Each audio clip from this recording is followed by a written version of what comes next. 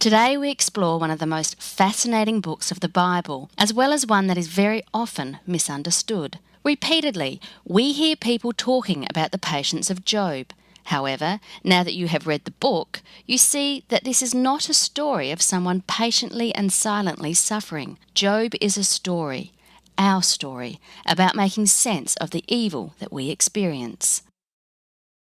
This book actually revolves around two sets of issues and two separate storylines. The first explores why people serve God, while the second explores why people suffer. An important thing to keep in mind is that you, the reader, know more than Job. You are told what happens and why. This is an important element to remember when we get to the end of the book. Of course, the story revolves around the experiences of Job. In your reading, you probably noted what a righteous man he was. The story told you of all he did for his family's sake. Did you notice how God bragged about him? Job was a special person, which is evident because God pointed him out. The book of Job wrestles with the simple question, why are people faithful to God?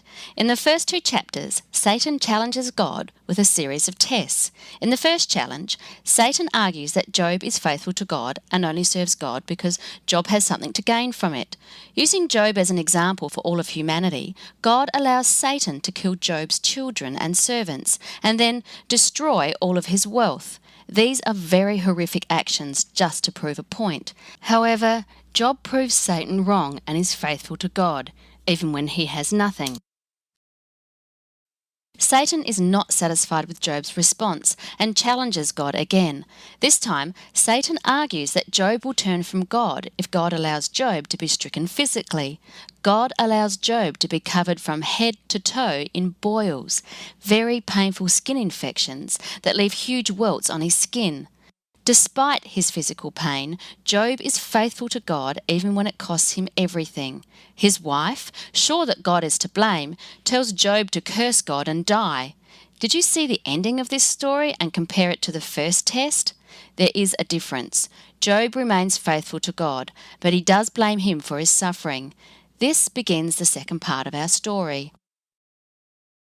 We have to think about the message of Job before we move on. Job is fulfilling a test on behalf of all people. Satan argues that people serve God for selfish reasons. To see if Satan's challenge is correct, Job is tested. If Job, a man so righteous that God brags about him, cannot be faithful to God, who can? Being faithful to God in every situation includes even the hard circumstances like Job's. Satan argues that Job only serves God because he has something to gain. We learn that this isn't true and that we should also serve God without expecting a return for our faithfulness to him. God deserves to be honoured simply because he is God and worthy to be served, not because we desire heaven or are afraid of hell. The story in the first two chapters leads us to the second issue. The first question asked in the book is, why are people faithful to God? The question asked in the second part of the book is, why does Job suffer? After hearing about Job's troubles, three of his friends visit him, Bildad, Eliphaz, and Zophar. As they try to comfort him, they give him simple explanations for why he is suffering, and they repeatedly blame Job. They argue that the reason for the deaths of his children and servants, the loss of his status, and the reason for his miserable physical condition is that he has sinned. This idea is not new. It's a simple argument that bad things happen to bad people and good things happen to good people. This idea says that you can tell a person's moral or spiritual state by their life experiences. This book very strongly rejects this concept. The book of Job lets us know that Job is righteous and without blame, that God actually bragged about Job, and that Job's fate is a result of a debate between God and Satan. We must be cautious of falling into the same trap as Job's friends. We cannot assume that bad things happen to bad people and good things happen to good people. Many righteous people have suffered and many wicked people have profited. In your reading, you explored Job's response to his friends. He calls them fools and sorry comforters. He loudly and defiantly blames God and demands that God answer his questions.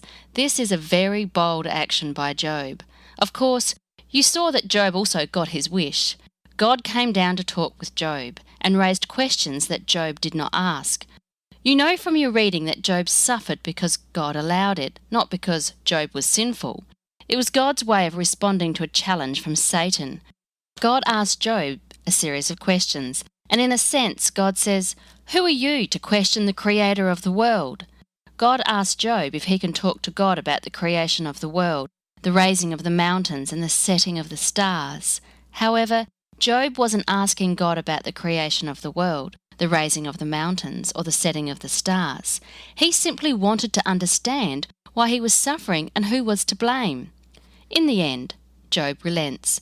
Job humbly yet powerfully declared in Job chapter 42 verse 3, "Surely I spoke of things I did not understand, things too wonderful for me to know." Job wants his questions answered, but instead says, "You are God and I am not." He submits his desire to understand God's majesty. The end of the book of Job seems to answer some questions as well as raise a few more. God makes it clear that Job's friends spoke incorrectly about God. Their view of the world and why things happen is rejected. But did you see also that God affirms Job? Job is the one who is said to have spoken correctly. Job is the one who is told to give the offering. Just because Job grew angry with God and challenged God did not mean that he lost favour with God. God is our Father, not a dictator. He's big enough to hear our frustrations and our anger, and He loves us through it all. The story ends with something that seems good, but actually brings us around to the beginning of the story again. Job is given twice as many possessions and a beautiful new family. However, this should remind us that at the beginning of Job's story, children, servants, and animals were killed to prove a point. But these are replacement children, replacement servants, and replacement fortunes that God allowed to be destroyed in the first place. Because of this, many people are left with a great discomfort, especially because of the way God responded to Job. To really understand the book of Job and take it to heart, we have to identify with it. This is not a book with a happy ending, nor is it meant to be. We are supposed to be uncomfortable so that we can ask ourselves, like Job did, am I willing to yield to God, even when I don't want to? Therefore, the second question of the book, why do people suffer, is not answered. This was Job's simple question, and God refused to answer. The problem of unwarranted suffering is perhaps the most significant problem of faith. You see this issue raised in a few places in the Bible, especially here in the book of Job, in the book of Habakkuk, and in the story of Cain. We want to know why we, and those we love, experience horrific evil. This book does tell us what is not the reason. Those that say, like Job's three friends, that bad things happen to bad people and good things happen to good people, are rejected. Yet neither this book nor the rest of the Old Testament tells us why. It seems like such a simple question and answer.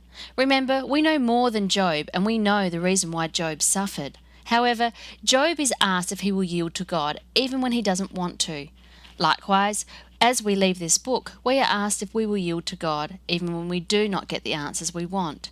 Can we say like Job, "I have declared that which I did not understand, things too wonderful for me to behold"? Take some time now and explore the way Job connects to your life through the relational questions.